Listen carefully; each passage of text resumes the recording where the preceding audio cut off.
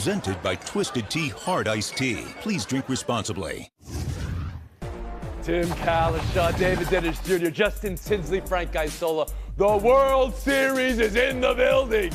Could tonight be the night for the Dodgers? Do the Yankees still have fight? Can Aaron Judge do anything? Why were they looking at so many pitches right down the pipe last night? Look at this. And then also, news of the day from the NFL. Look at this, it's still happening. The Colts benching Anthony Richardson. We'll go around the horn that expeditiously. Let's go around it. Maybe he's still tired. Look at the back. Tired. Maybe he's still tired. Did you say that, Tinsley? Oh, man, you guys are killing it. Freddie Freeman, in the biggest moments, on half a leg, putting together a case for a most valuable discussion. LA starting pitching so questionable all year, turning off the Yankees' bats like a light switch. Whether that's more about the pitching or the hitting, I'll let you decide. And here's a stat. I credit John Boy for the number because I saw it from him, but maybe you saw it live. 24 takes on fastballs for strikes last night by the New York Yankees. What are they looking at? Aaron Judge, rock bottom center of the bottom of that rock. The way the stadium got up for a 317-foot flyout. Oof. And, of course, staying out of the plate as well. So tonight, with the season on the line, is there any button for New York to press to avoid a sweep? Around the horn to Frank Isola. And also on whether the Dodgers are just that much better. Please, floor is yours. Yeah, in the immortal words of Yogi Berra, it's getting late early. It doesn't feel like the New York Yankees have much of a chance. 4 wins? No. I think there's nearly impossible. 1 win? Maybe. But last night, they tried to get Fat Joe out there to energize the crowd. It was slender Freddie Freeman who ended Game 1. It felt like he ended Game 3. Tony, the Yankees don't even get to bat yet, and they're down 2-0. You have no faith that this team can come back. Look at their offense, taking way too many pitches. The one chance that they had to score before the home run by Wells was when Stanton was rounding the bases. Who thought that Stanton was going to score? If he had roller skates on, maybe he'd score. And I'll tell you what, I know that you're not going to like this. I'm going to go back to Game 1. You take call out after 88 pitches. You have Nestor Cortez pitching to Freddie Freeman. He hadn't pitched since the middle of September instead of Hill. I felt like they lost Game 1, and they haven't recovered yet from that. Justin Tinsley, around the horn to you. You got to credit the Dodgers for bringing out the Yankees' ineptitude this series. You mentioned the Dodgers starting pitching before this series being a question. Well, guess what? Flaherty, Yamamoto, and now Buehler have a combined 1.62 ERA. The Yankees have left 25 men on base. They've struck out 31 times compared to the Dodgers 17 times. So, yeah, the Yankees may be they may be not showing up right now, but it's due to what the Dodgers are doing. And also, before I get out of here with this answer, I got to shout out Walker Buehler. This dude has had a roller coaster of a season, last couple of seasons, really. Two Tommy John surgeries, had a horrible start and end to the season. He had to take a hiatus during the middle of the season to go, quote unquote, rediscover himself. And now he pitched the gym in Game 3, so shout out to Walker Buehler. David Dennis Jr., are the Dodgers that much better, or are the Yankees just not getting it done? This is the Yankees not showing up. As we saw, the only way you can explain them looking at that many pitches is a team-wide version of the yips. And over the course of about 3 hours last night, we watched the team slowly get its heart ripped away inning after inning, starting with that home run in the first inning, not being able to round home on a bad, call to even get to home. Mookie Betts with the diving catch in the outfield. And then, of course, the head of all of this is Aaron Judge, who is giving me very much LeBron 2011 vibes right now. He has as many strikeouts as the Yankees have runs throughout the entire series. The guy has just not shown up, and the team is kind of going where he is right now, and they're all falling apart. And a lot of it is mental. They have no, their head's not in it, their heart's not in it, and I don't think they're going to win Game 4. We haven't seen a team that's been down 3-0 win Game 4 since 1970. So we're looking probably at a in the World Series, yes. In the World Series, yes. Yeah, in the World Series. I'm interested by this. The whole taking pitches. The Yankees do take pitches. They run counts long. Strategically, did you see that part as the idea maybe to get to the pitching staff in a bullpen day coming up for Los Angeles yesterday, Tim Kalishaw? And was that the problem? Yeah, I think that was their only hope. Get Buehler out in the first 4 innings, make LA extend its bullpen last night, hopefully win the game, and then you're 2-1 and you're going into this bullpen game tonight. It didn't work. It failed rather badly. It's hard to watch the Yankees score 2 runs every night. They got 3 when they got to play 10 innings in game 1. This team has not been in the World Series. At the risk of going local here, the Rangers have been there 3 times since the last time the Yankees went to the World Series. Think about that. That's staggering for Yankee fans. And it's like they're not showing up. And you could hear, even just watching on TV, when Freeman hit that home run, you know what the energy at a World Series game in Yankee Stadium is like, and you could just feel it. It is gone. There's no faith that they're going to come back from that. It doesn't sound like there's faith from David Dennis that you've got the Dodgers winning it all tonight, David, right? That you're going to go stand on that on that business. Tim Calishaw, you? The Yankees will win the bullpen game tonight, and then we can see if Garrett Cole has some magic left to get it to L.A. Frank Isola, you have any faith in your local team here? Not really. I picked the Dodgers to win the series, and Tim is talking about worrying about, wearing out the bullpen in Game 4. That's the problem with the Yankees. Worry about winning Game 3. And let's remember, the Dodgers had a bullpen game, an elimination game against San Diego, won it. They had one in a clinching game against the Mets and won it. They have it figured out, and that would be somewhat interesting for the season end on a bullpen game because that's the direction that this sport is taking. And Justin Tinsley, finish us off. Who you got tonight? Is tonight the night for the Dodgers? Next time we see the Dodgers, they'll be in Los Angeles in a parade. We'll move on. Steelers 26, Giants 18. Another New York loss last night. 2 of the same foot does not equal 2 feet. Did you guys know this?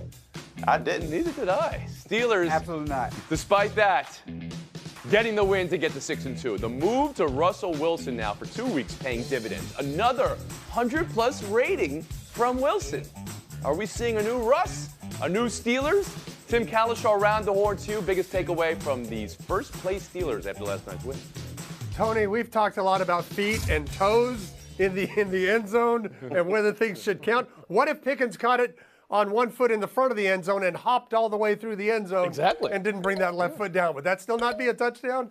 That looked like a touchdown to me. It didn't matter ultimately. The important thing is Pickens is alive because Wilson has got him into the offense. He's had 2 nice games. I think that's opened things up for Najee Harris.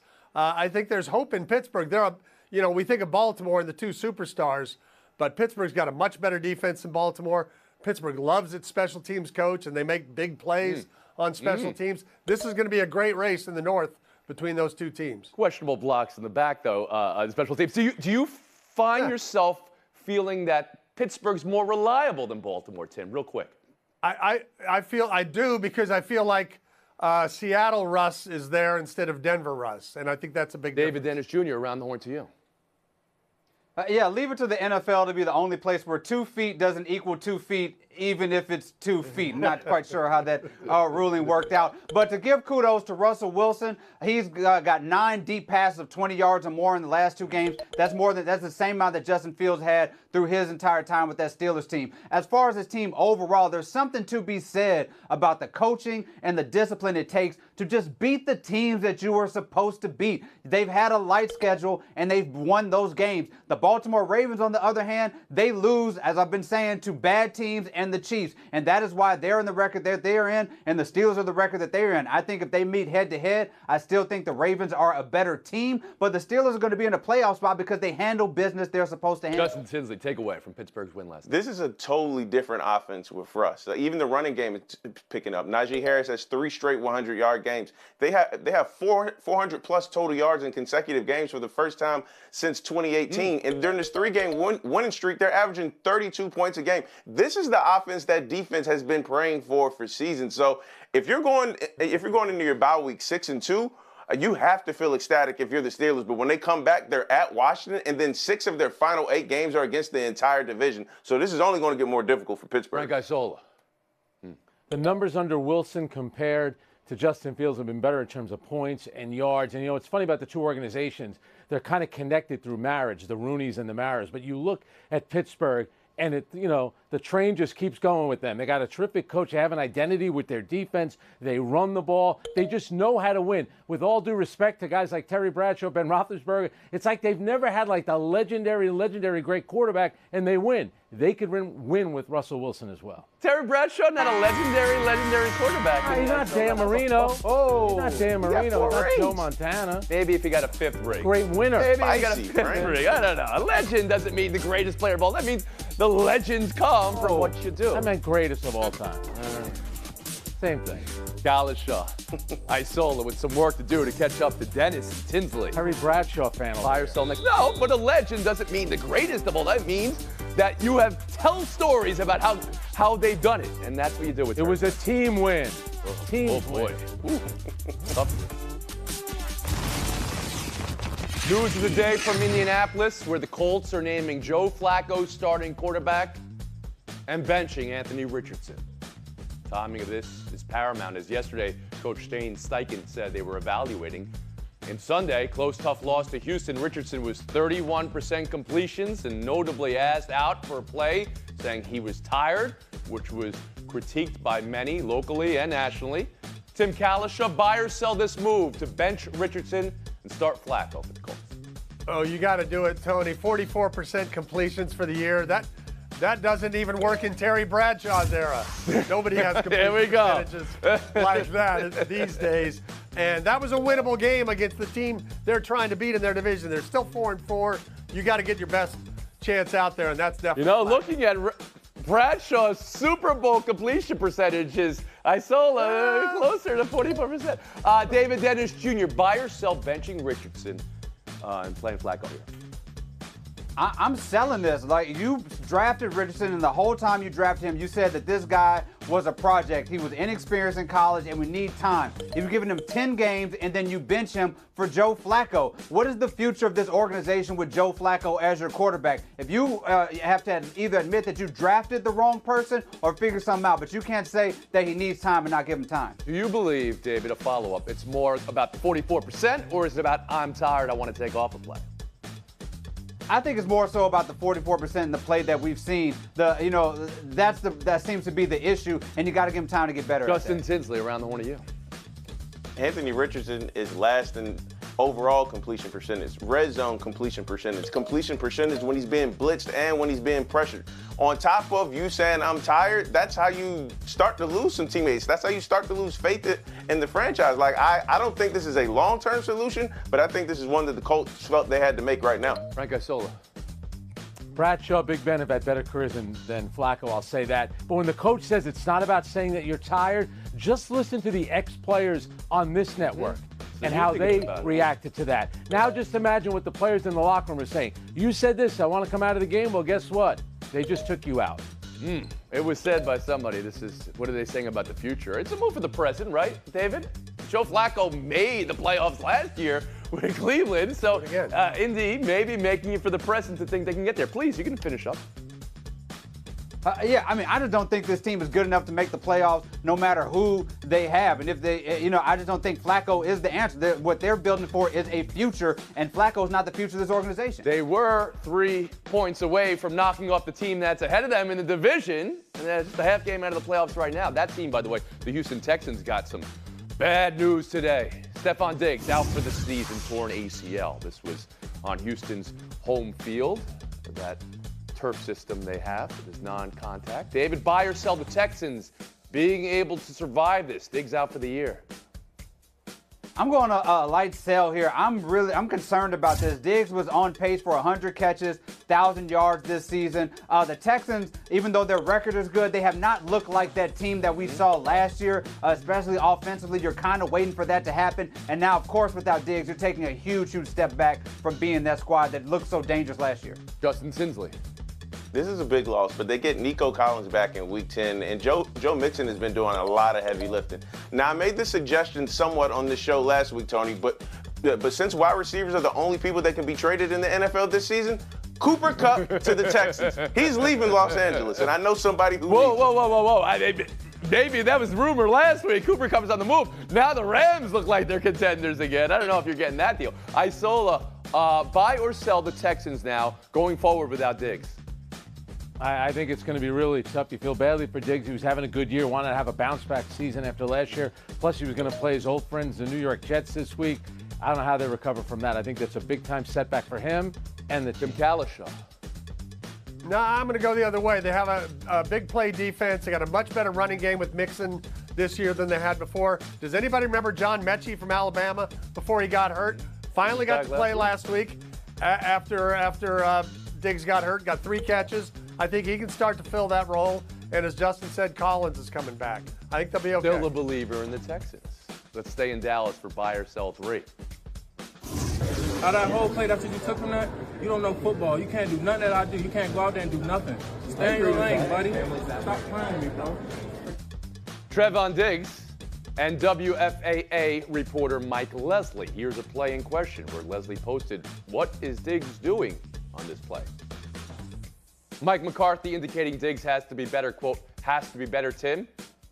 How do you consider it all? Diggs was there when you needed him at the 1-yard line. He did shove him out of bounds at the end of that play. This is not a good look for Diggs, but like almost every other player in the league, the game is over. He goes to the locker room. He checks his phone to see what people are saying about him. It's a bad habit that millions of athletes around the world need to get over. Millions of athletes need to get millions? Okay, well, and reporters evidently as well. Did you feel there was anything in the question asked by Leslie there that was provided? Diggs is sensitive about the fact that it's brought up that he's a poor tackler. Just look at the Detroit game. He makes a lot of big plays. Not a great tackler as a David quarterback. Dennis Jr., how do you consider this? I'm selling Mike McCarthy and sort of the hand-wringing about this, about them needing to do better. This is the Dallas Cowboys. This is who they are, and it starts at the top with the owner. A couple weeks ago, Jerry Jones on the radio threatening to fire radio hosts who don't even work for him because they were asking tough questions. So if a player goes out there and attacks a journalist, that's just what the Dallas Cowboys organization does, and they get it from top all the way bottom, and it starts with Jerry Jones. Justin Tinsley. Hold Diggs accountable, hold the coaching staff accountable, but in this case, Tony, the stuff rolls uphill, and I did not want to say stuff. This is yet another example of the Dallas Cowboys being institutionally flawed. They're institutionally rotten from the top bottom, and this is all Jerry's fault. There's no winning culture. There's a lot of talent, but no winning culture. And you know what? This headline culture is really pathetic, but maybe I'm the pathetic one because I'm there every week. I'm getting sick and tired of these headlines. Not your fault, Justin Tinsley. It's not your fault. It is. Let me ask this a different way to you, Frank Isola. Okay, Diggs can feel, perhaps, that a reporter doesn't know schematically everything that's going to go into what a player has to go through, tackling the play call and all that. For a reporter to ask, what is he doing? Is that a fair way to get into the conversation? No, that's 100% fair. But again, what did the reporter say? What is Diggs doing here? He asked a question. It wasn't a personal attack. He didn't call him a bum. But Diggs did that in front of the rest of the media as a way to say, guess what? Anybody say anything, what I think is bad about me, I'm going to come after you on Twitter. And what was he doing on that play? He looked like Giancarlo Stanton rounding third base. He wasn't running that hard. He made the play. But come on, after a loss like that, that's what you're focused on? Come on. Come on. Kalishaw and the legendary Frank Isola. Thank you for your time today. Timmy, let's see what we're working on your hand here. Show it before we go. Let's see it. Friends to all. Oh, yes, you're in your era right now. Okay. I was there. Okay. David Dennis Jr., Justin Tinsley. Showdown next. Magic 119, Pacers 115. Listen to this line from Paulo. 50, 13, and 9. Our first 50 of the year. And maybe more impressive, 37 points and a half. That's a specific type of dominance. David, you more excited about Banchero's 50 or the 3-1 Magic? I'm excited about that 3-1 Magic. Of course, led by Paolo, who's at 29, 9, and 6 through 4 games. But there's also Jalen Suggs. There's also Wagner. This team is going to be a top 4 team in the Eastern Conference. There we go. All right. Look, I agree as well. This team is really good, but the head of that snake is Banchero. This dude has future all-team NBA this season written on him. He is that good, and expect him to be to near the top of the non-Boston Eastern Conference category. Okay, I thought you were debating that they were in top 4 when David Dennis said it. Okay, we'll split the point then. We'll move on. A technical foul for waving a towel on the bench in street clothes. Justin, is that a tech for everybody or just Joel Embiid right now? Right now, that's just Joel Embiid. That is the NBA saying, Joel, come back to work right now, because if he was playing in that game, I don't think we're even talking about this right now. Of course not. David Dennis Jr. Do you want the guy to be do you want the guy to be involved in games, or do you not want the guy to be involved in games? He's doing what he can out there. He's not load managing on the bench, guys. He's waving the towel. Don't find the man. Let him give the people what they want to see. Man can't do anything right now by the NBA's eye. David Dennis Jr., 30 seconds apiece. There's a lot of talk about polling and fake results and all that. Now I want to discuss a fake result from a poll that came from People magazine that says that the Kelsey brothers are the sexiest podcasters around. Hello, People magazine and the fans. I don't know if you've heard of a little podcast called Love is Kind, but they have a host on there, not Mina Kind, yours truly, who is quite sexy himself. I know the Swifties are out there juking the stats. I know you're loading the polls out there for your guy, but how many more up buttons do I have to unbutton to show you guys out to be the sexiest Speaking of podcast? Swifties, Tim's back with us. Tim, what did you say when you were at the concert? You were surprised that she had He has a as lot of many fans. He really has a lot of support. It's amazing. Good call.